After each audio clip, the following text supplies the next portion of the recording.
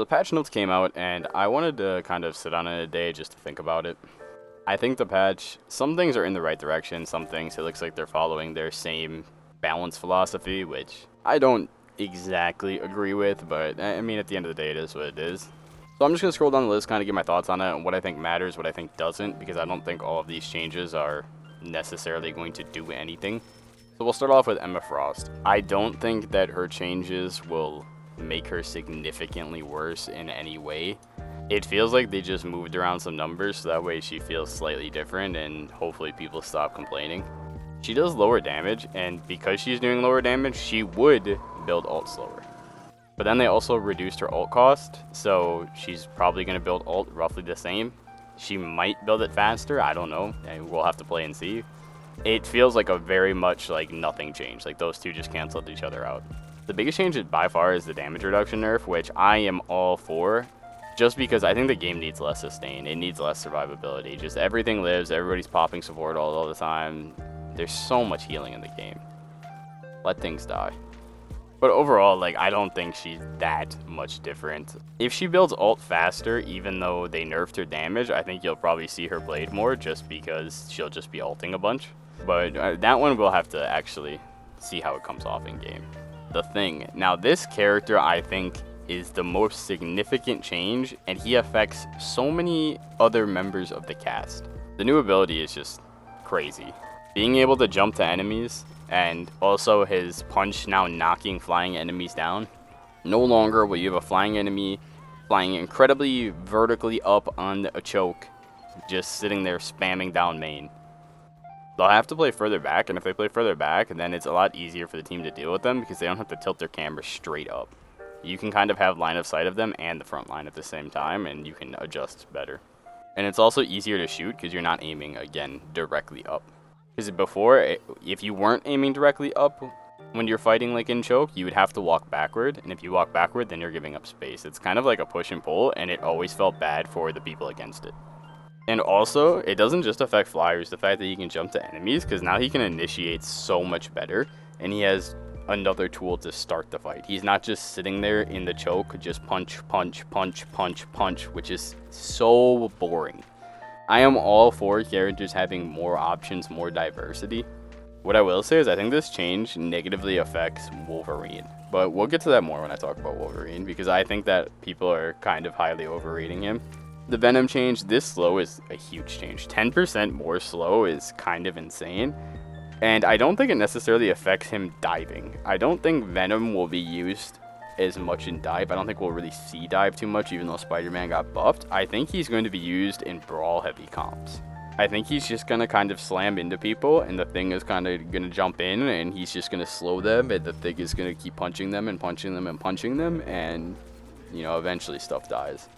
That's my early read on where I think the meta will go. But overall, though, I don't like that change just because I can't stand slows. I really dislike when mobility is negatively impacted. I think mobility is the most fun thing in any game, and making people move slow, no matter what the slow is, always feels terrible.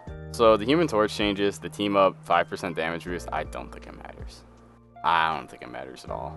Maybe I'm wrong, but as far as the damage nerfs that he got, I think you'll see that affected if the meta shifts towards Brawl, like I said, because he won't be doing as much damage to the people grouped up, and it'll just get healed up.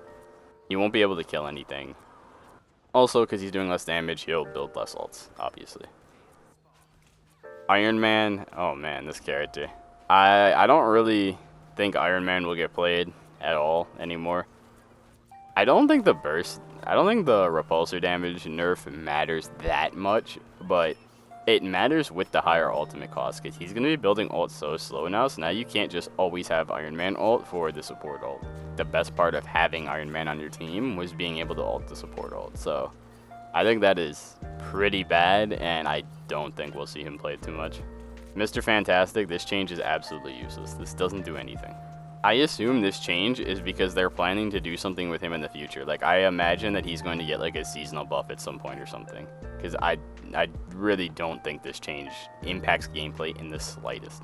Kind of surprised Namor got buffed, but I'm all for more damage and higher projectile speed. Because first off, this game lacks hit scan, and I think hit scan is needed in games like this. It's just a consistent way to put out damage because projectiles will always be less accurate.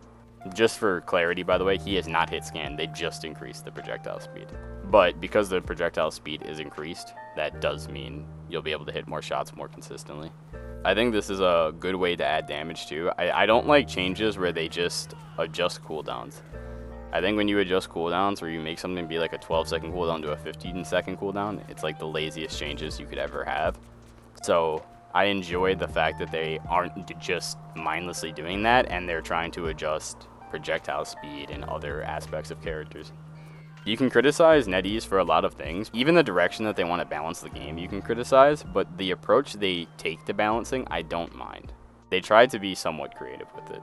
This Scarlet Witch change, I don't think changes anything. Oh my god, she can one-shot Groot now. She can one-shot more characters that have Rocket Ult, and it doesn't matter. The Spider-Man change, I don't know how much it'll affect him. I have to see this in-game. He's definitely dealing more damage, but I don't know if he's one-shotting. If he's one-shotting, he might be pretty good. But the issue is, when I'm saying he's pretty good, he might be pretty good in ranked. Because if pro play does go the direction of Brawl, you're probably going to see more triple tank comps. And if you're seeing more triple tank comps, then these Spider-Man changes don't really matter because he's not going to kill anything. He can try to kill, the supports, but it's way easier said than done, especially if they run triple tank, triple support, because they're all peeling for each other and they're dropping Loki lamps and doing a bunch of other obnoxious stuff. So this is one where I kind of have to see where the meta goes to truly see what happens. These Punisher changes I thought were really weird, and I understand that he was building ult charge fairly quick with the turret, and that's what they're trying to reduce. I'll say that if the meta does go to a Brawl comp, this will matter a lot more because Brawl comps just kind of all group up, and if he were on the turret just spraying into that group, he's going to build ult insanely fast. Next we have the Bucky changes. I think this change is actually really significant. I will add an asterisk though and say I don't think this affects ranked play. I think in ranked this character will be pretty much exactly the same. In professional play though, or at least like in maybe one above all lobbies, you'll see Widow get picked now. For example, on Clintar, the symbiotic surface map, that map first point, if you're on defense, I don't think you would play Bucky in that instance. I think you would play Widow. The sightlines are so big, and if somebody pushes you up top, like, you can fight them back with Widow. Your ult can zone off like certain chokes, so that way they can't just walk through the choke to point. And if you're playing Bucky, you're not going to be dealing a ton of damage unless you're positioning yourself risky. And the reason that's an issue is because you're not going to build ult. And that's the main reason you pick Bucky. You pick it just to go again. So if he has to wait for the enemy team to come to point and touch point before he's starting to do his sustained damage, I don't think he's going to be that great. There are maps where you won't even feel this change. Off the top of my head, I don't think you would feel it too much on Midtown. But this is definitely one of the more interesting changes because, like I said, I think it'll change team comps on some maps. And I think we'll start to see some Widow play, which we pretty rarely see. And I'm glad they did it this way instead of buffing Widow, because I don't like snipers. I think snipers are the worst thing you can have in a hero shooter. This Wolverine change, first off, I think everybody's just going to ban this character because people hate Wolverine, especially tank players. Second, I don't think this character is going to be that good just because the Thing is so good. Wolverine versus the Thing, you're not really doing anything to the Thing. Yeah, I understand you do percent base damage, you'll be healing yourself now with the new team up. They increased your leap distance, but that stuff doesn't affect the Thing. If you go on the Thing, he just jumps away. You can't grab him because of his passive. I'm a little bit on the fence about this though, because I do think that if you ran a Brawl comp against something like 2 tanks, Wolverine, Phoenix, you might be taking a lot of damage. Just based off of the little bit that we did see from Phoenix. Again, this kind of depends on how good Phoenix is. If Phoenix doesn't do an insane amount of burst damage, which it looks like she does do an insane amount of burst damage. But if she doesn't, then I don't think you'll really see Wolverine played too much. Of course, bans and stuff like that completely change things, and you'll see characters played that maybe aren't absolute best in the game, but this is just kind of theory crafting and where my head is at.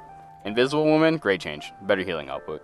Technically, it didn't change, but you're doing more burst healing with the initial shot, which I think is much better than waiting for it to return. Because you're not always in a situation where you can shoot the wall or shoot the floor to get your orb to return back faster and do more healing. So the fact that you're doing more as soon as you hit them is good. Good change. Loki ult nerf, don't really think it matters. Especially if you're doing some type of brawl comp meta, you're going to be spamming so much damage and healing 24/7 that you're going to be building ult incredibly fast. Mantis change, I don't know. I don't know how I feel about it. Kind of busts the stain a bit. Her ult change is obviously good, but I kind of don't really like this change just because res comp is still in the game. I know they nerfed it, but I still think that res comp is just incredibly unhealthy for the game. I would much rather have them just remove the res comp team up and just make these characters better. Ultron, I despise these nerfs. First off, I don't think this character needed to be nerfed, and second, I hate nerfing movement. Nerfing movement is so miserable. You're just trying to make him more stationary where he's just flying up and just spamming in one area. This brings us on to the team ups. I briefly mentioned this one before. There's an extra 15-second cooldown on res comp. Does it matter? Yeah, it does. You'll feel it. You'll definitely feel a difference, but I don't think it does anything incredibly damaging. You might just get like 1 or 2 less reses a game, which obviously can be game changing. I don't think it's making this unplayable by any means. The symbiote shenanigans team up, this is another reason that I think that we will see a more brawl heavy meta. The fact that they're buffing this is just designed for brawl, as well as Jeff is just designed for brawl. The idea that he's always healing and always doing damage. So I think this is another supporting argument for. But yeah, I just wanted to give my thoughts on all of this, and I wanted to give you an idea of how I think about the game and why I think certain things matter, why I think certain things don't, because I wanted to open up a discussion. I think discussing the game is incredibly healthy, and it's how everybody gets better. So yeah, let me know what you think. Be sure to subscribe, and I will see you guys next time.